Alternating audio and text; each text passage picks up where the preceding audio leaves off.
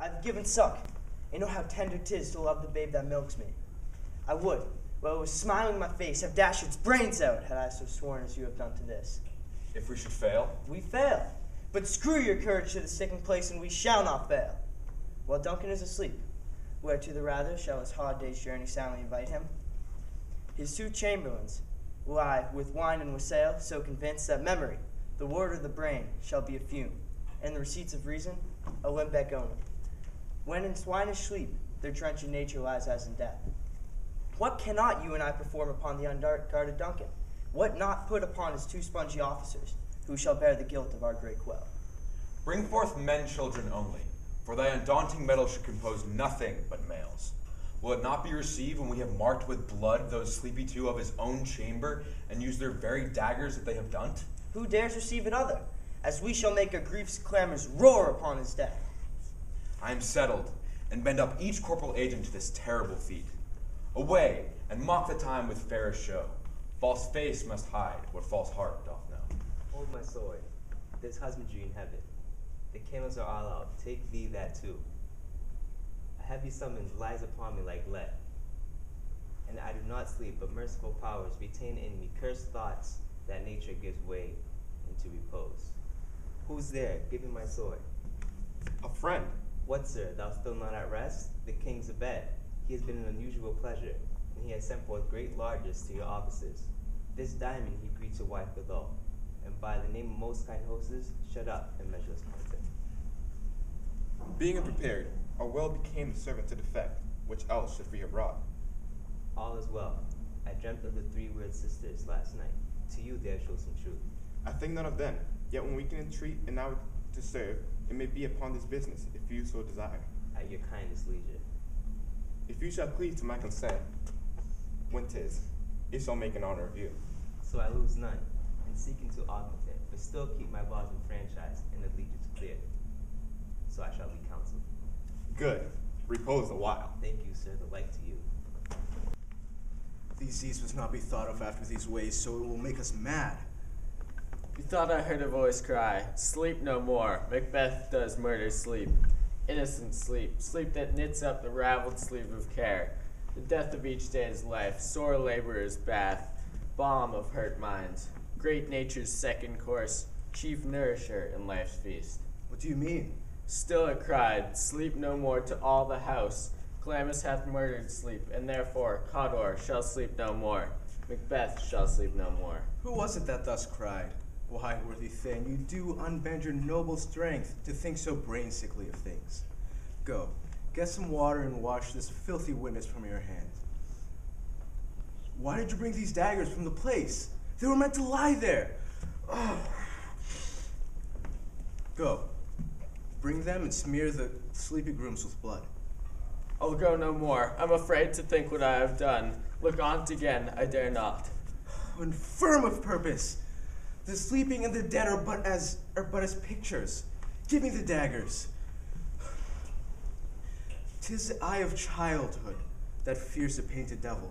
If he do bleed, I'll gild the faces of the grooms withal, for it must seem their guilt. Whence is that knocking? How is it with me when every noise appalls me? What are my hands? Hath they pluck out my own eyes? Will all great Neptune's ocean wash the blood clean from my hands? No. They would rather the great Neptune sees incarnadine, making the green one red. My hands are of your color, but I shame to wear a heart so white.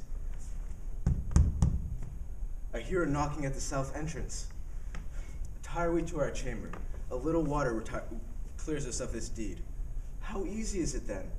Your constancy has left you unattended. Thou hast it now, King, Cawdor, Glamis, all as the weird woman promised, and I fear thou hast played most foully for it. Yet it was said it should not stand in thy posterity, but that myself should be the root and father of many kings.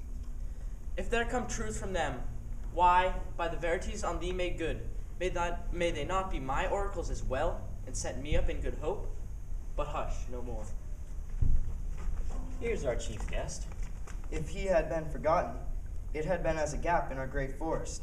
and all thing becoming. Tonight we hold a solemn supper, and I'll request your presence.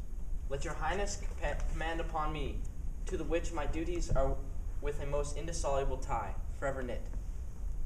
We should have else desired your good advice, which still hath been both grave and prosperous in this day's council, but we'll take tomorrow's. Is it far you ride? As far, my lord, as will fill at the time, twixt this and supper. Go not my horse the better, I must become a borrower of the night, for a dark hour or twain. We hear our bloody cousins are bestowed in England and Ireland, not confessing of their cruel parricides, but filling their hearers with strange inventions. But of that tomorrow, when therewithal we shall have cause of state craving us jointly. Hie you to horse, adieu, until you return at night. Goes silence with you? Aye, my good lord. Our time does call upon us. I wish your horses swift and sure of foot, and I do so commend you to their backs. Farewell. To be thus is nothing, but to be safely thus. Our fears in Banquo stick deep, and in his royalty of nature reigns that which would be feared. 'Tis much he dares, and to that dauntless temper of his mind he hath a wisdom that doth guide his valor to act in safety. There is none but he whose being I do fear, and under him my genius is rebuked, as they said Mark Antony's was by Caesar. He tried the sisters when first they put the name of king upon me, and bade them speak to him. Then, prophet-like, they hailed him father to a line of kings. Upon my head they placed a fruitless crown, and put a barren scepter in my grip. Thence to be wrenched with an unlineal hand, no son of mine succeeding. If it be so, for Banquo's issue have I filed my mind. For them the gracious Duncan have I murdered, put rancors in the vessel of my peace only for them. And mine eternal jewel given to the common enemy of man, to make them kings, the seas of Banquo kings. Rather than so, come fate into the list, and champion me to the utterance. Who's there? Is Banquo gone from court? Aye, madame, but returns tonight. Say to the king I would attend his leisure for a few words. Madame, I will. Naught had, all spent, where our desire is got without content. 'Tis safer to be that which we destroy, than by destruction dwell in doubtful joy. How now, my lord, why do you keep alone? Of sorriest fancies your companions making, using those thoughts which should indeed have died, with them they think on? Things without all remedy should be without regard. What's done is done. We have scorched the snake, not killed it. She'll close and be herself, whilst our poor malice remains in danger of her former tooth. But let the frame of things disjoint both the worlds suffer. Ere we'll eat our meal in fear and sleep in the affliction of these terrible dreams that shake us nightly. Better be with the dead, whom we, to gain our peace, have sent to peace, than on the torture of the mind to lie in reckless ecstasy. Duncan is in his grave.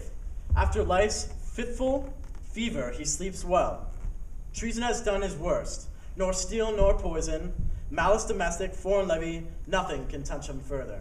Come on, gentle my lord, seek o'er your rugged looks. Be bright and jovial among your guests tonight. So shall I, love, and so I pray be you. Let your remembrance apply to Banquo. Present him eminence, both with eye and tongue. Unsafe the while that we must lave our honors in these flattering streams, and make our faces vizards to our hearts, disguising what they are. You must leave this. Why should I play the Roman fool and die on my sword? While I see lives, the gashes do better upon them. Turn, hellhound, turn! Of all men else I fear thee, but get thee back, for my soul is too charged with blood of thine already. I have no words. My voice is in my sword. Thou bloodier villain than terms can give thee out! Thou losest labor, as easy mayest thou the entrenchant air, with thy keen blade impress as make me bleed. Let fall thy blade on vulnerable crests, for I bear a charmed life, which must not yield to one of woman born. Despair thy charm, and let the angel whom thou still hast served tell thee, Macduff, was from his mother's womb untimely ripped. Accursed be that tongue that tells me so, for it hath cooed my better part of man. But be these juggling fiends no more believe, that palter with us in a double sense, that hold the word of promise to our ear, and break it to our hope. I'll not fight with thee. Then yield thee, coward, and live to be the show and gaze of the time. We'll have thee as our rare monsters are. painted upon a pole and underwrit. Here may you see the tyrant. I'll not fight with thee. To kiss the ground before young Malcolm's feet, and be baited with the rabble's curse. Though Burnham would become to Dunsane, and thou opposed to being no woman born, yet I would try the last. Before my body I throw my warlike shield. Lay on, Macduff, and damn be him that first cries, hold, enough!